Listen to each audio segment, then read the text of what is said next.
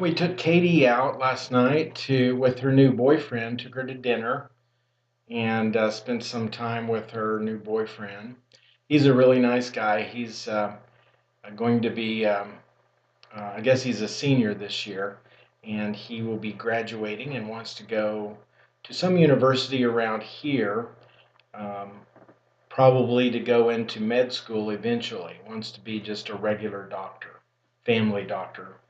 Um, and so it's from a really good family, and we enjoy him when he's around. And Katie is doing a lot better with her counseling, and she's just been behaving really well. She's enrolling for her senior year this year. We already signed her up. She has one more year of high school left, and so that will be interesting to see how that goes. Also taking, she'll be taking two classes at high school, or three, and then two at college.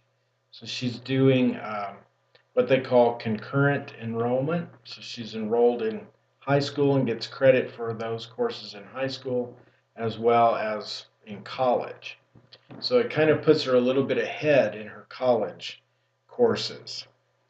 Um, I'm leading a Bible study at church now on the spiritual disciplines, and just met for the first time last week and did an introduction to the spiritual disciplines um, using a book. I'll show you. It's the book here.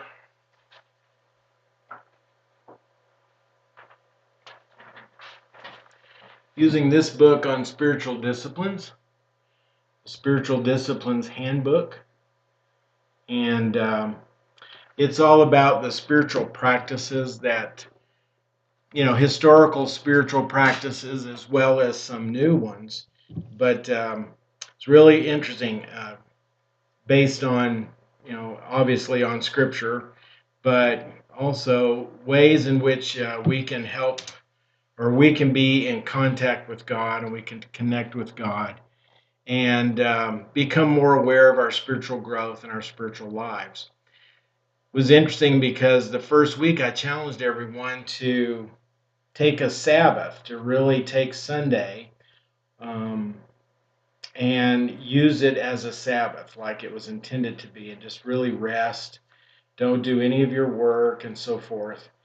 And of course, in the New Testament, Sabbath rest is really has a spiritual meaning, um, having to do with the fact that we can't do any work or do anything to earn our salvation, that we have to depend on Christ for all of our salvation. But um, and in the Old Testament, of course, the command to keep the Sabbath day and keep it holy, um, that was sort of to teach people, that they need to depend on God for everything. And God rested on the seventh day, and so we should rest as well. The important thing really is to take a Sabbath rest. It doesn't necessarily have to be on Sunday, but to take a Sabbath rest on, in a regular period of time. So it's kind of a good thing to take it on Sunday, since that's our day of rest and our Sabbath day. So, but Esther and I were having a hard time trying to figure out how we were going to do that, because we work so much on Sunday. We do our homework, we grade, we do schoolwork, um, we do housework, washing the cars, and you're not really resting. Some of those things could be restful and could be relaxing, but uh, we were just having a really hard time trying to figure out how to do that. So Esther just couldn't do it. She had too much work to do, and so I told her, I said, "Well, I'm going to try it." So yesterday, I really did rest all day. I did a few things that were relaxing or was not stressful at all, but I didn't do any of my work. I didn't do any homework, and it was very restful, and I feel much more rested and ready to go today. And so it was an interesting thing. But this week we're going to be talking about some other spiritual disciplines and practices. And this week I'm going to talk to them about the examen. And that's where you have a time once a day, or some people do it twice a day. But once a day, you stop at the end of your day and you kind of put yourself in the presence of God and you review your day. And you ask yourself, what things did I do that were not Christ-like? What things did I do I was not happy with? Where did I fail in terms of living a Christ-like life? Where did I succeed? What things did I do well? Where did I see God in my day? And where were places where perhaps God was not evident? Um, so you kind of examine your day, and then you commit and allow yourself to self-reflect on things that you could do better. Read scripture, pray, and then kind of commit yourself to doing better in those areas. Perhaps there's a person that you at work that you have a hard time with, and you need more patience with, or something like that. And so you have a time where that's revealed to you in that, and it's going to be an interesting experiment. Today, I wanted to sort of examine my day and sort of practice the presence of God. And right from the very beginning, this guy that just kind of irritates me came into our office. He was there and he set me off right away. So, that's just the way the enemy works. As soon as you decide you're going to do something, he's going to try to prevent you from doing it and try to, attack you in that very area to make you fail. So it was interesting. I had a failure and I have to examine myself tonight and think about that um, and report on that. So that's what we're going to talk about. I'm teaching on Thursday nights at the church, and so we're doing a 7-week series on the spiritual disciplines. Getting ready to teach a new class at school, at the university, taught before several times. It's Introduction to the Bible. So it's a real basic introductory level survey of the Bible. So, you just explains basic things about what the Bible is, how we got the Bible, where it came from, how it was written, how do you read it, how do you properly interpret the Bible, and then just hit highlights, of the Bible. Break it up into the Old Testament, the New Testament, and then you explain how the Old Testament's made up of, history and prophets and um, narrative like creation and the first 5 books, and Moses books, and so forth. And you can kind of mirror that in the New Testament. So it's really just a basic introduction to the Bible course. And that's going to start on March the 5th.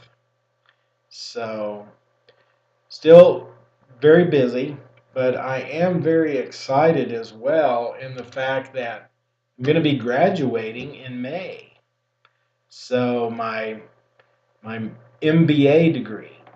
Um, I won't actually finish the degree until July or August, but because I'll be like one class short, I can go ahead and walk in the graduation in May. Otherwise, I'll have to wait a whole nother year before I get to graduate, and it won't make any difference at that point. And I want to graduate with my friends in my class, so I think it's the first full weekend in May will be the graduation, and so that's really going to be exciting because it has been a hard program, very difficult for me, but I've done really well. I think I'll have at least a high B average, if not an A average, low A average, but I don't think it'll be honors degree. But I don't really care if it's honors or not. It's it's been a good program, and I've learned a lot about business and how to run a business, how to manage people, and so I think it will be helpful for me if, other than being able to get a doctorate, at least I'll have something I can advance in, and so we'll see how that works out.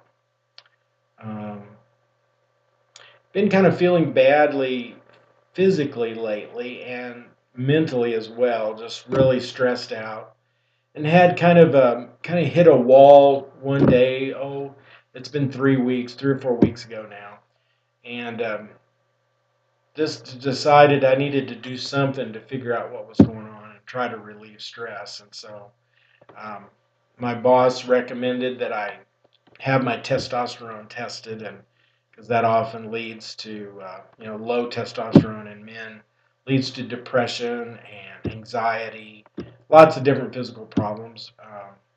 And so I decided to go and have it checked out, and went to what they call the low T center here, and they takes about 15 minutes. They just draw blood, run a test, and they can tell you how much testosterone, what level you're at. I was at a very low level, so it explained a lot of things that was going on, physically as well as stress wise in my life and so forth.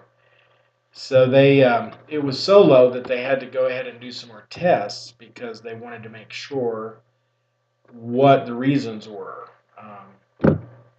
Part of it could be if there's a bad thyroid, if something's wrong with your thyroid, or if you have diabetes, which is possible for me. Well, my glucose number came out high, but it wasn't high enough that they would call it diabetes yet. So they wanted to send it out and have it retested again. They did hemoglobin, which is an A1C test, supposedly uh, the most accurate test to test for diabetes.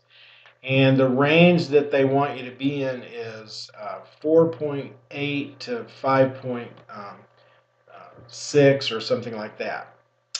And my number came out to 5.9.